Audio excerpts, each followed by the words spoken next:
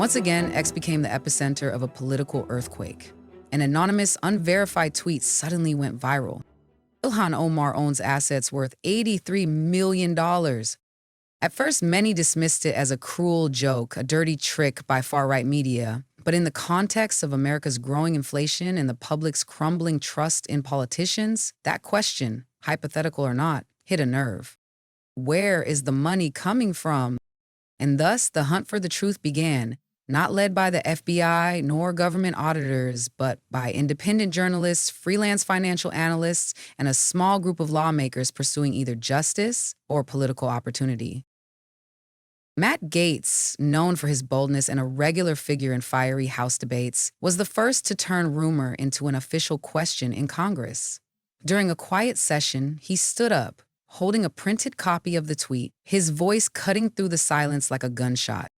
How does a congresswoman with a $174,000 salary have a net worth of $83 million? Are we living in a Hollywood movie? There was no answer to that question, not because no one had an answer, but because too many people didn't want to be asked. Soon after, lawmakers like Marjorie Taylor Greene, Jim Jordan, and Lauren Boebert, names often associated with political exposés, voiced their concerns. But this time, no one directly accused Ilhan Omar. Instead, they used her as a gateway to something bigger, a network of power, money, and influence they claimed had been manipulating Washington for years.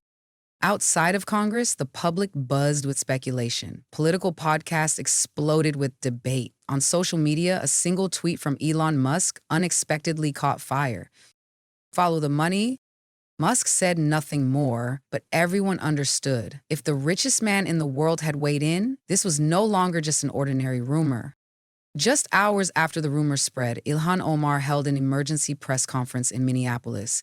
Clad in a deep blue dress, her face tense but firm, she stood before the cameras and declared, "I want to be clear. This is a racist smear campaign targeting immigrant women. I have made my full financial records public. There is no $83 million, not a single dollar." Mainstream media, from CNN to MSNBC, rushed to support her. They framed it as part of the far right's dirty political warfare, especially with the 2024 presidential election looming. They compared the situation to a modern-day birther movement, a conspiracy theory that once claimed Barack Obama wasn't born in the U.S. However, even as major outlets defended Omar, one unsettling detail fueled public unease. The FBI remained silent.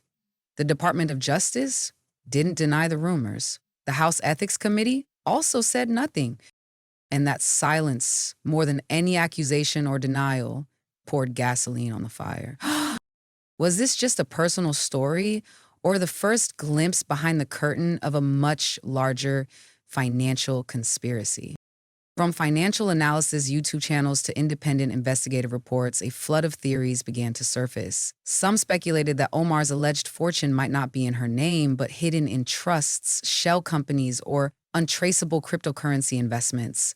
Others pointed to her past connections with international charities accused of lacking transparency.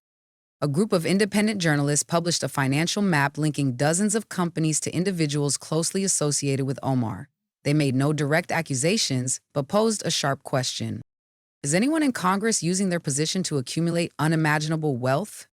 This event was more than a political showdown. It reflected a deeper reality. American citizens, from the working class to the middle class, are increasingly losing faith in powerful institutions. They see housing prices skyrocketing, healthcare and education costs out of reach, while politicians appear to be growing wealthier by the day. What seemed like a simple rumor about personal finances took a chilling turn when a conservative journalist, renowned for exposing political scandals, received an anonymous call on a burner phone.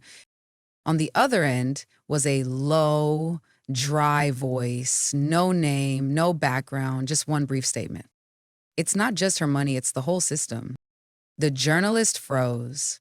He understood the danger of such calls, but also knew that in the world of investigative journalism, whispers like these can be the first thread unraveling a massive web.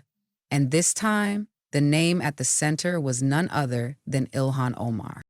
That single sentence triggered a new wave of suspicion among independent investigators and alternative media outlets. No one believed this was just about one congresswoman's unusual wealth anymore. The question shifted. Could Ilhan Omar be just the visible tip of a massive iceberg? A hidden system that spans aid organizations, financial institutions, and the federal government itself? Soon, the theory spread like wildfire. Underground real estate investments in Minneapolis, where housing prices have soared in recent years. Companies linked to Omar's relatives were found to have acquired public land at unusually low prices. Insider trading, several investments in tech and clean energy firms surged within accounts tied to Minnesota-based funds, Omar's home state. Experts began to ask, were any confidential details from congressional committees leaked? Anonymous donors, campaign documents revealed numerous donations from foreign organizations, particularly from the Gulf region. Some of these donors had previously been investigated for money laundering or charity fraud. Somalia connections, Omar's homeland. For years, she had openly advocated for increased humanitarian aid to the war-torn country. What raised eyebrows was the pattern. After every successful lobbying campaign, new NGOs popped up in Somalia, received funding from USAID or special federal grants, only to vanish shortly afterward. Is there a scenario in which foreign aid quietly cycles back into the pockets of those who champion it through intermediary companies, service contracts, or hard-to-trace financial channels?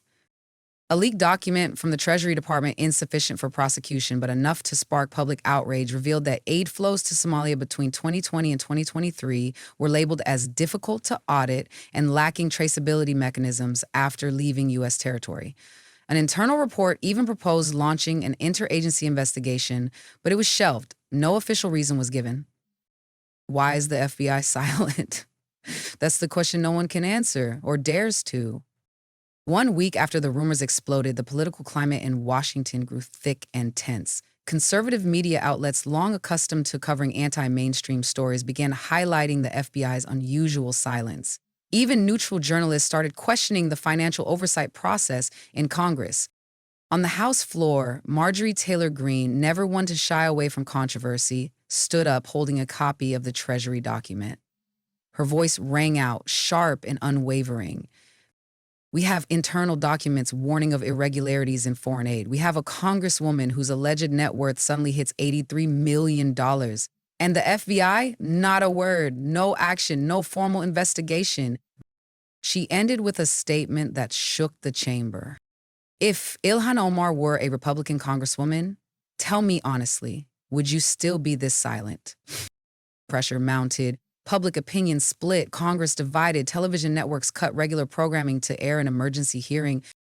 FBI Director Christopher Wray was summoned before the Judiciary Committee to clarify whether any investigation was underway. Calm and composed, his answer, though legally sound, poured cold water on an already fragile public trust.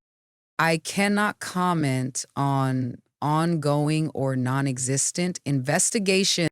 Just as the incident seemed to be losing steam, another shockwave hit. A conservative investigative journalist received a strange encrypted file titled Directive 172, USAID, Somalia. Inside was an internal memo bearing the stamp of a federal law enforcement agency. It contained an administrative directive instructing officials to bypass audit procedures for certain special aid packages, coinciding with the very time period when Omar was actively lobbying for increased aid to Somalia on the House floor. The leak immediately caused an uproar. While major media outlets hesitated to confirm its authenticity, independent investigative communities spread the document across specialized forums. The White House responded swiftly, a spokesperson claimed. This was merely a routine administrative adjustment to ensure uninterrupted cash flow in emergency situations. Ilhan Omar also reappeared before the media, firmly declaring, there is no scandal, no missing money, no wrongdoing. But this time, her press conference ended abruptly, no Q&A, no chance for journalists to ask the burning questions hanging in the air. For many, that was another red flag. The $83 million was just the beginning. Further data suggested that USAID funds didn't disappear, they moved.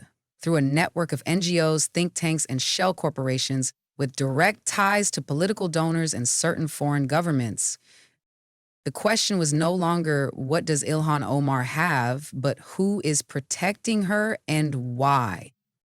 A series of new documents, reportedly from Elon Musk, revealed that some aid-receiving organizations had financial ties to lobbying firms in Washington, D.C., and those firms, in turn, funded political campaigns across party lines, both Democrat and Republican.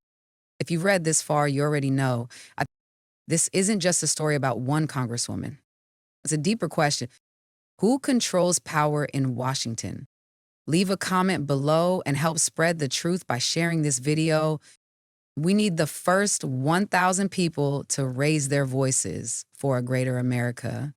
As public scrutiny intensified, mainstream media pivoted sharply. This is a discriminatory smear campaign. The GOP is obsessed with Ilhan Omar.